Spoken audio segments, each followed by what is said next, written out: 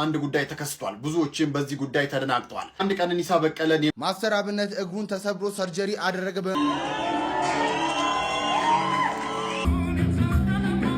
ከማንም ዝምባም ጋር ሰበር ዜና ተሰምቷል። ፓስተሩ በቁጥጥር ስር መዋሉ እኔ አንድ ነገር ሁሉ የምትቆጨኝ ነገር ምን አለ? ሰላም ቤተሰብ እንዴት ናችሁ? ያለው ክብሩ ይስፋ ጆሴፍ ነኝ። እንደተለመደው በአዳዲስ በወቅቴና በአነጋጋሪ ቪዲዮዎች ተመልሼላችሁ መጥቻለሁ። ከእናንተ የሚጠበቀው እስከዚህ ቪዲዮ መጨረሻ አብራችሁ መቆየትና ለዚህ ቻናል ደግሞ አዲስ ከሆናችሁ ላይክ በማድረግ ሼር በማድረግና ሰብስክራይብ በማድረግ የዚህ ቻናል ቤተሰብ መሆኑ፣ በተለይ አዲስ ሆናችሁ ሰብስክራይብ ያላረጋችሁ ሰብስክራይብ አድርጉ።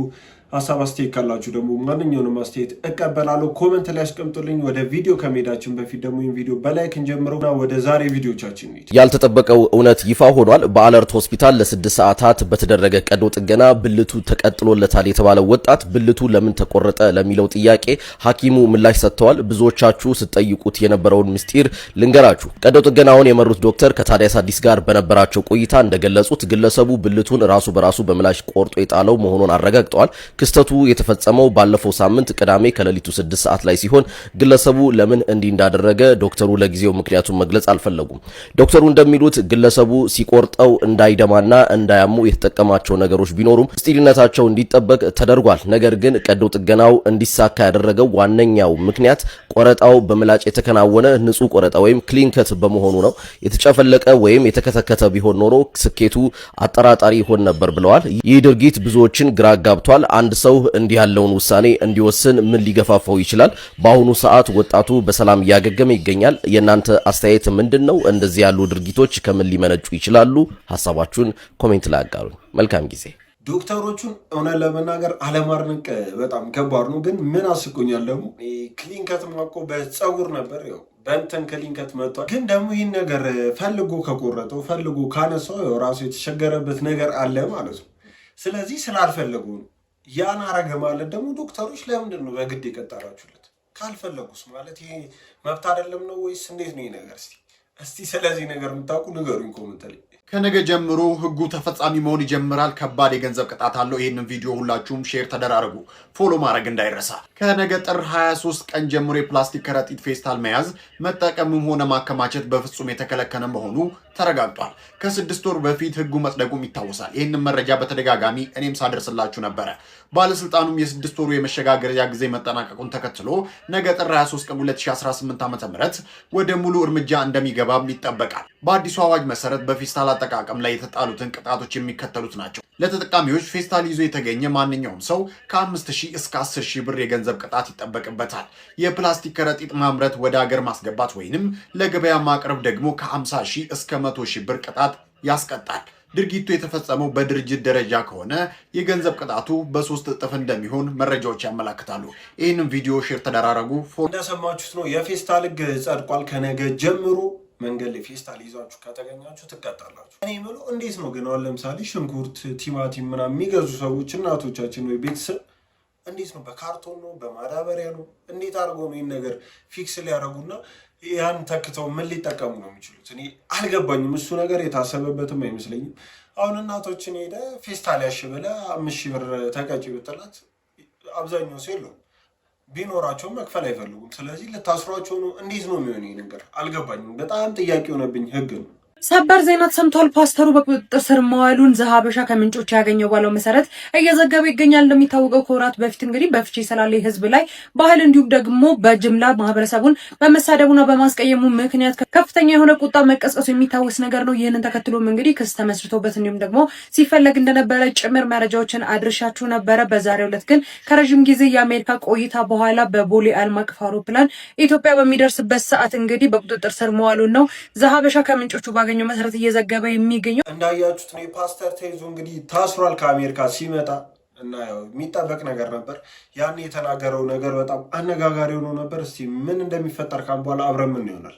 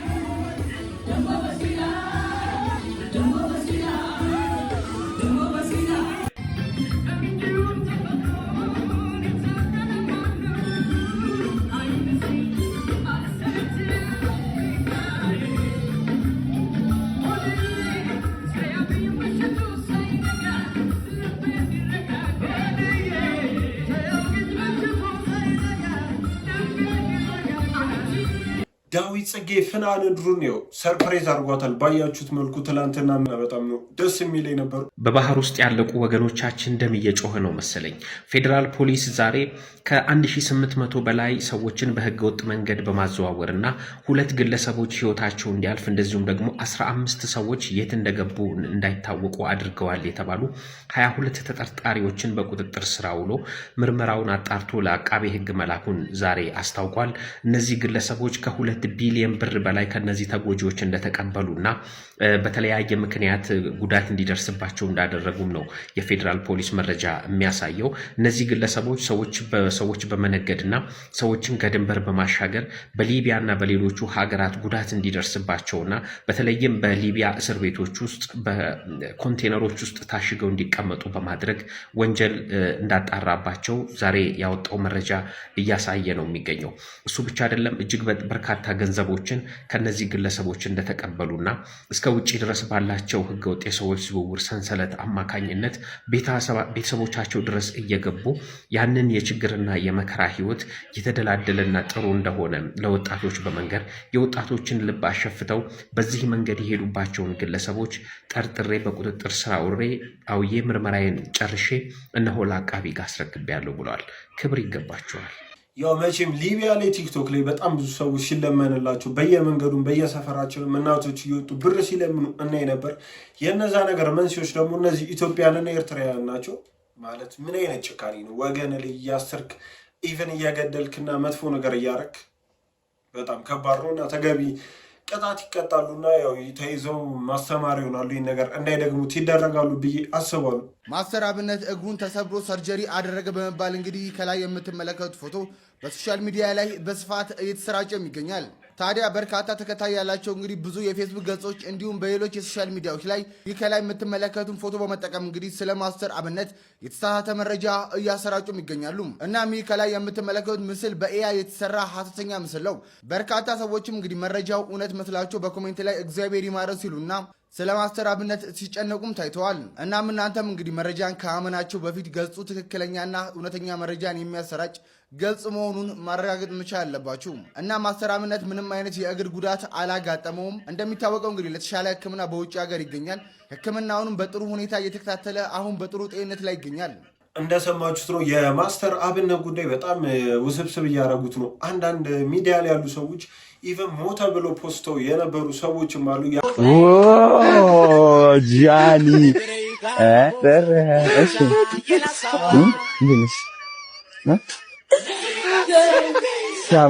እና ጣንቺ መስል እንትና ፎጣ አስቀምጠ እዚህ ጋር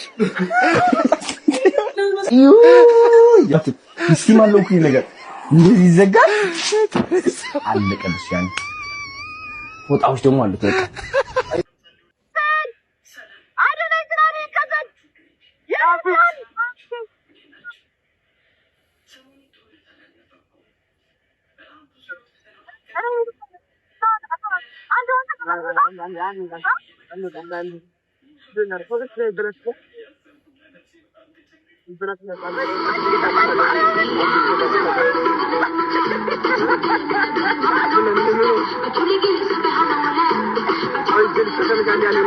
አዶናይ እና ጃኒ ሊቭ ሪኮርድ ላይ በጣም መነጋገር የሆኑ ሪከርዶች ናቸው እነዚህ።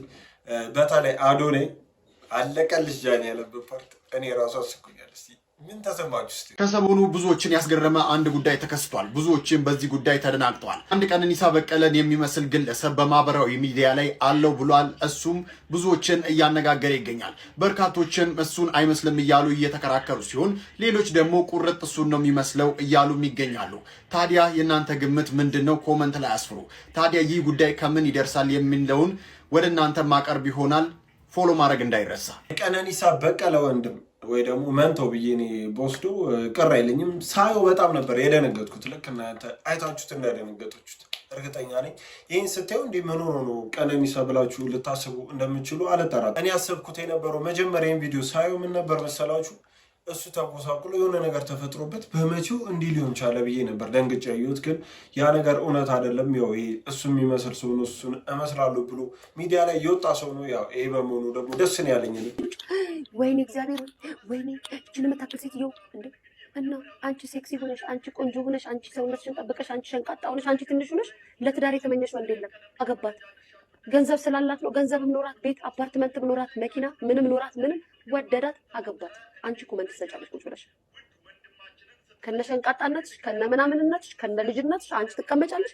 ያንቺ ታላቅ ደግሞ ምን የመሰለውን ታገባለች። ልዩነቱ ምንድነው? ተበልጠሻል ለማለት ነው። ማሪ ሰማሽ? ተበልጠሻል። እድሜዋ እኮ ትልቅ ነው። እሱ እኮ እንደዚህ ነው። የወደዳት እሷን ነው፣ አንቺን አይደለም። ያፈቀራት እሷን ነው፣ አንቺን አይደለም። በትዳር ያሰራት እሷን ነው፣ አንቺን አይደለም። አንቺ ሸንቃጣሽ፣ አንቺ ልጆች፣ አንቺ ምንሽ የሚፈልግሽ የለም። እዚሁ ሚዲያ ላይ እያደመጥሽ እያደራሽ እየተሽቆጠቆጥሽ ትኖሪያለሽ። ሶ እናንተ ሆናችሁ እንዴ ትዳርን የምትለቁት? እናንተ ሆናችሁ እንዴ የምታጋቡት? ንፍጣሞች ትስ ስታስጠሉ። እኔማ ሰው ሴትም አትመስሉኝ እንደዚህ አይነት አስተያየት የምትሰጡ ሰዎች። እሷ እኮ ትልቅ ናት፣ እሱ እኮ እንደዚህ ነው። እከካም ከእሷ ብትበልጭ እንጂ አታንሽም። እንደዚህ ብለሽ ኮመንት የምትሰጪ። አዎ እንደዚህ ብለሽ ኮመንት የምትሰጪ ከእሷ ብትበልጭ እንጂ አታንሽም። ቀንጭራችሁ እንጂ ነው እንጂ እድሜያችሁ ትንሽ ሆኖ ነው እንዴ? ለዚህ እኮ የእናንተ እንትንም እኮ 27 ዓመት የጃኒ እኮ ያለኝ ብላለች እኮ እሷ እንዴ 35 ዓመቷን ጠጥታ እኮ 27 ዓመት የከሳ ሁሉ ለእናንተ የከሳ ሁሉ ህፃን ልጅ ነው አይደለ? ቀጣጣ የሆነ ሁሉ ከህፃን ልጅ ነው። የብርሽን ነው የብራችሁን ነው። ነፍጣሞች አንቺ ማነሽ ያገባሽው ልጅ ማለት ነው። ደስ ያለኝ ደግሞ ሃይማኖታችሁ እሷ ኦርቶዶክስ ናት፣ እሱ ሙስሊም ነው። ሀቢብቲ ማሻአላ ተባረካላ። ለመጀመሪያ ጊዜ ከሊያሾ ጋር 100% የምስማማበት ንግግርና ሀሳቡ ይመስለኛል። ከአርቲስት ነጻነት ወርቅነህ ቤተሰቦች ጥብቅ የተባለ መረጃ ተላልፈዋል። በአርቲስት ነጻነት ወርቅነህ ድንገተኛ ህልፈት ምክንያት ሀዘናችሁ ማድረግ ለአጽናናችሁን በሙሉ ልባዊ ምስጋናችንን እናቀርባለን ያሉት የአርቲስቱ ቤተሰቦች ወደ መጡበት ሀገር ከመመለሳቸው በፊት አርቲስት ነጻነት ወርቅነህን በተመለከተ ማንኛውንም የስራ ጉዳዮች እንዲከታተልና እንዲያስፈጽም አቶ አስናቀ ንጉሴን መወከላቸውን አስታውቀዋል። እናም ከአርቲስት ነጻነት ወርቅነህ ጋር በተያያዘ ማንኛውም ጉዳይ ያለው ወይም መረጃ የሚፈልግ ሰው አቶ አስናቀ ንጉሴን ማነጋገር እንደሚችል የተገለጸ ሲሆን ከዚህ ውጭ የሟችንም ሆነ የቤተሰቡ መልካም ስም የሚያጎድፍ ሐሰተኛ መረጃ ማሰራጨት በህግ የሚያስጠይቅ መሆኑን ቤተሰቦቹ በጥብቅ አሳስበዋል። እኔ አንድ ነገር ሁሌ የምትቆጨኝ ነገር ምናለ የእውነቴን ነው የምላችሁ፣ ይሄ እንትን አይደል ልጆቼ መምጣት ይፈልጉ ነበር እነዚህ ጋር የልጆች ፕሮግራም ላይ እና ሁሌ አንዳንዴ ለነገ የምናሳድራቸው ነገር በጣም ዋጋ ያስከፍላሉ። አሁን ሳስበው ምን አለበት በጊዜው አምጥቻቸው በነበረ እላለሁ። ነገ ዛሬ ስር ያው በቃ በስራ ምክንያት ምናምንም ቢሆን ደግሞ አውርተንም ነበረ ይመጣሉ። በጣም ስለሚወዱ መምጣት ይፈልጋሉ። በቃ ይወዳደራሉ ብዬ በቃ አልሆነ እና አንዳንድ ጊዜ ሳስበው ምን አለበት በቃ የሆነ ሰዎችን ስንወዳቸው የሆነ ነገር ማድረግ ስንፈልግ ማሳደር እንደሌለብንም እኔ ነፂ ሞት አስተምሮኛል። አይውሽ ባሉኝ ሰዓት ባረገው ይሄ ይመጣል ብዬ አልጠበቅኩም። ግን በጣም ደግሞ የምትቆጨኝ ደግሞ እቺ ናትና ሁላችንም ደግሞ የምናስባቸው ነገሮች ካሉ ብናረጋቸው የምንላቸው ሰዎችን እንወዳቸዋለን ማለትም ካለብን ለነገ የሚባል ነገር የለም። ዛሬ ብቻ ናት እቺ ሰዓት ናት ዋስትናችንና እሱም ትልቅ ትምህርት ነበር ለኔ። በቃ ይቆዩ ምን አለበት ይሄ በተለይ ደግሞ ቀኖች እየሄዱ በመጡ ቁጥር በጣም ተሰማኝ።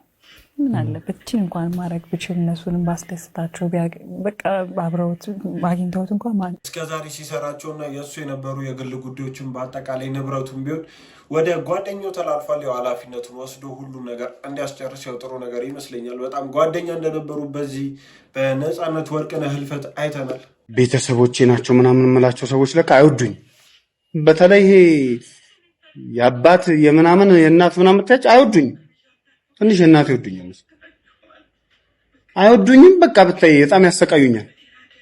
እና ባዳ ደግሞ ይወደኝ። ይሄ ቤተሰቦቼ ምናምን አይወዱኝ በጣም ምናምን። ይሄ በየቅርቤ የምላቸው ብዙ ነገር ያረኩላቸው ሰዎች ምናምን ውለታይን ምናምን መክፈል አይፈልጉም። የሩቅ ደግሞ ባዳ እንዴት እንደሚሆኑልኝ ብዬ ሳስብ የእግዚአብሔር ቃል ላይ ከቅርብ ወዳጅ የራቀ ዘመድ ይበልጣል። ብዙ ነገር ምናምን አርጌ እኔን አይደለም የሚያመሰግኑት ሌላ ክፋት ያደርጉት የሚያመሰግነው። በቃ ይሄ የቅርብ የምላቸው ሰዎች በብዛት አይሆኑኝም። እኔ እንጃ ድል መሰለኝ። በዚህ ደግሞ እግዚአብሔርን አመሰግናለሁ። የከፋኝ እንዳይመስልሽ ቶኔ ያሳዝናል። እሱ አይደለም በቃ እኔ ባዳ ምናምን እምልሽ በጣም ይሆነኛል። መንገደኛ ይሄ ዘመድ የቅርብ ሰው ምናምን አይወዱኝም።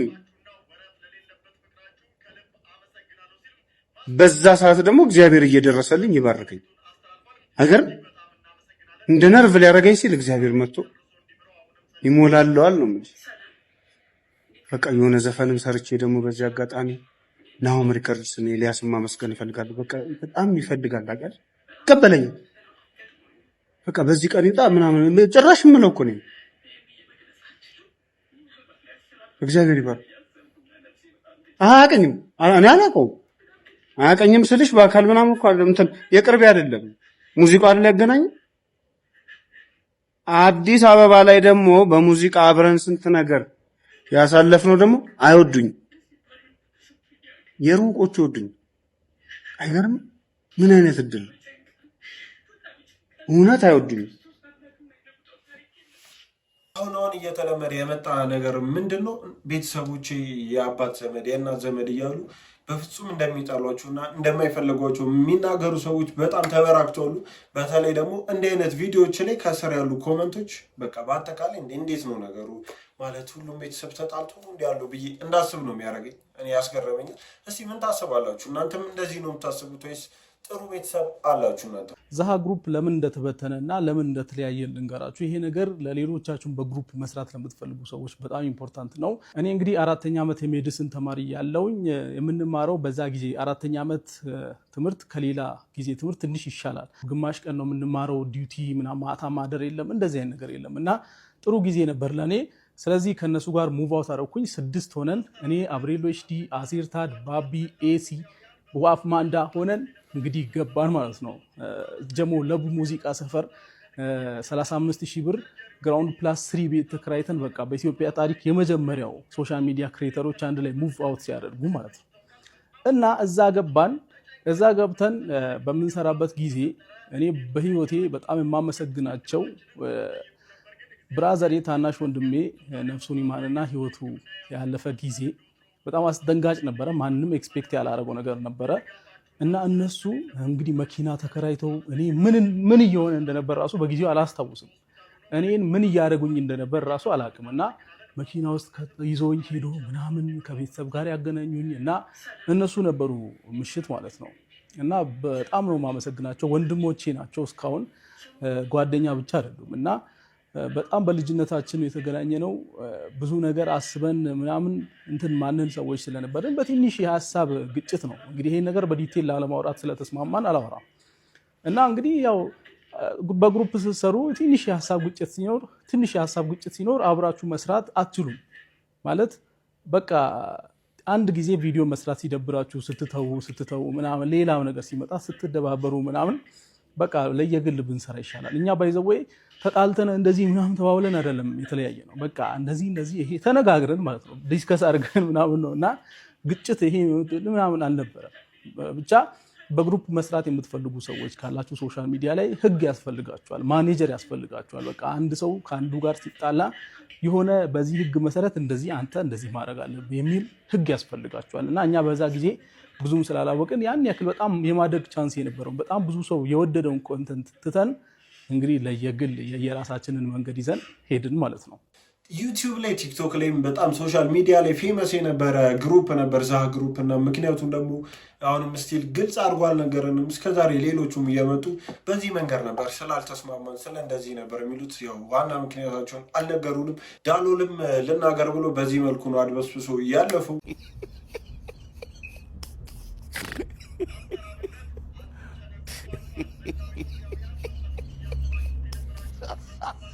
የዚህ ልጅ አስተሳሰብ ማለት የሶስት አህያ ቤተሰቦች ውስጡ ሲኖሩ ጭንቅላት ውስጥ ሲኖሩ ማለት የሰው መብት በቃ አይጠበቅም እንዴ?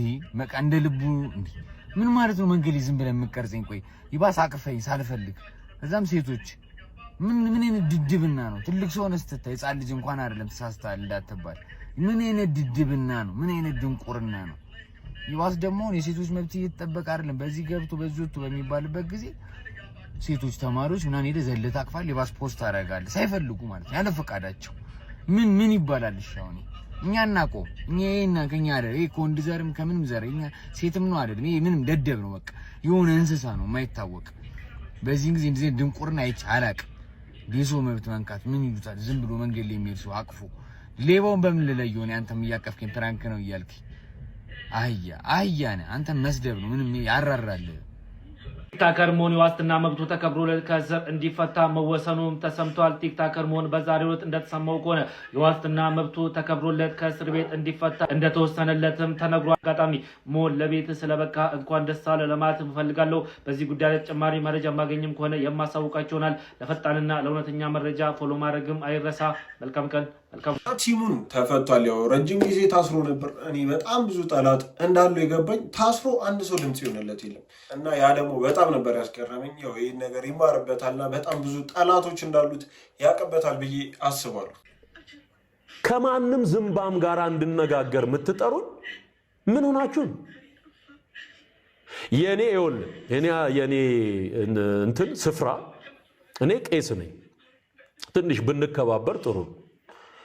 ቄስ ነበርኩኝ፣ ታቦት ተሸካሚ ነበርኩኝ፣ ቀዳሽ ነበርኩኝ፣ አወዳሽ ነበርኩኝ፣ ማህሌት ቋሚ ነበርኩኝ፣ ሰዓታት ቋሚ ነበርኩኝ።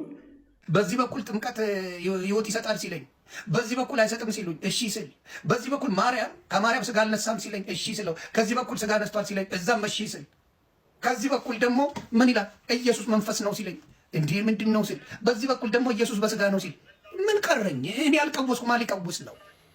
ማን ነው የሚቀውሰው? እኔ እኮ በስንት ነገር ተይዤ እንዴ ዘሩልኝ እንጂ እንዴት ነው የማልቀውሰው? ይሄ አያቀውስም እንዴ? ሰምቶ የማይቀውስ አለ? ጤነኛ ትሆናላችሁ? እውነት ነው የምልህ ጤነኛ ትሆናለህ በዚህ ጉዳይ? እዚህ ጋር አመንኩ ብለህ ስትል ኖ ኦንሊ ጂሰስ ነው ስላሴ አያስፈልግም ይላል።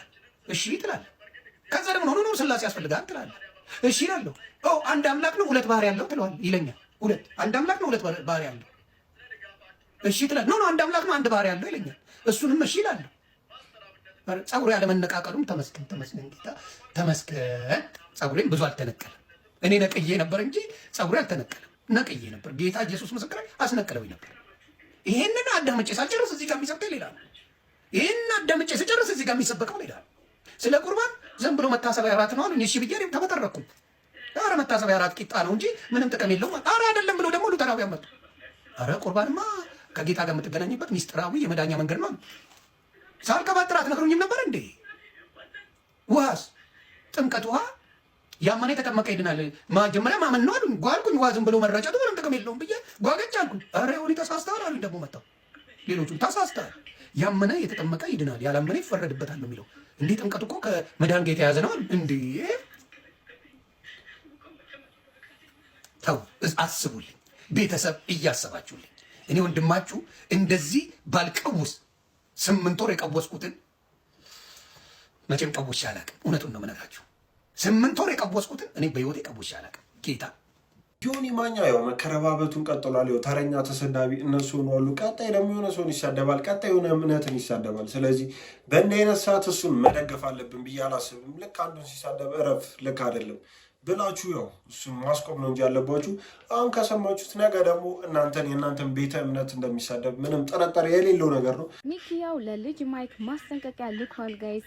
ወደ ቲክታክ አካውንቱ በመውሰድ ልጅ ማይክ አዲሱን 4ኛ ስቱዲዮ አልበም እንደሚለቅ ይፋ ካደረገ በኋላ ማለት ነው ፖስት አድርጎ ነበረ። ፖስቱም ደግሞ አሁን የኛ ተራ ነው ያዘው በሉት የሚል ማስጠንቀቂያ ነው የሰጠው። ሃሽታግ ተናግሬያለሁ የሚል ሃሽታግም ተጠቅሟል። እየመጣውም ነው ብሏል። ማን ነው ጋይስ ይሄ ሁሉ ነገር እየተከሰተ ያለው ልጅ ማይክ 4ኛ ስቱዲዮ አልበሙን እንደሚለቅ ይፋ ካደረገ በኋላ ነው። እንደምታውቁት ይሄኛው አልበም ሀገርኛ አልበም አይሆንም። የተለያዩ ዲስትራኮች ሊኖሩ ይችላሉ። ምናልባት የሚኪዮ ወንድም ቴዲዮ እዚህ ላይ ዲስ ሊደረግ ይችላል። ሶ ሜቢ ወንድሙን ፕሮቴክት እያደረገ ይመስላል ጋይስ። ለዚህ ሁሉ መነሻ የሚመስለኝ እኔ በግሌ ልጅ ማይክ ፖስት ያደረጋት ፖስት ናት። እሷን ፖስት ሄድ ስታርት ሰጥቻችሁ ነበረ፣ ስራውን መስራት አልቻላችሁም። እናም ተመልሼ መጥቼ አፈርድሜ ነው ማበላችሁ የሚለውን ፖስት ከፖስተተ በኋላ ነው ኢንስታግራም ላይ። ሁላችሁም እንደምታስታውሱት ሚኪ ያው ዝም ብሎ ተራ ራፐር አይደለም፣ ጥሩ የሆነ ራፕ ስኪል ያለው ነው። ሶ ልጅ ማይክ ራፐሮችን ማንቀሳቀስ ይችላል። ልጅ ማይክ ሲንቀሳቀስ ኤቭሪባዲ ይንቀሳቀሳል። ኤኒዌይስ ሚኪ ያው ምን ብሪንግ ሊያደርግልን እንደሆነ አላወቅንም፣ ግን በጉጉት ደግሞ የልጅ ማይክን አልበምኛ መጠበቃችን እንደቀጠለ ነው። ኤኒዌይስ ልጅ ማይክ የሚኪው መልእክቴን ይመስላል ጋይስ። እንዴት አያችሁት? አቢ ባክ with another video bye። እሺ ቤተሰብ የዛሬዎቹ ቪዲዮቻችን እነዚህን ይመስሉ ነበር። እንደወደዳችሁ እስካሁን እንዳያችሁና እንደተዝናናችሁባችሁ ተስፋ አረጋለሁ። እስካሁን አይታችሁ ደግሞ ላይክ ያላረጋችሁ ላይክ በማድረግ ሰብስክራይብ ያላረጋችሁም ሰብስክራይብ በማድረግ የቻናል ቢሰሙን እንዳይረሳ። በቀጣይ ቪዲዮ እስከምንገናኝ ሰላም ሁኑ።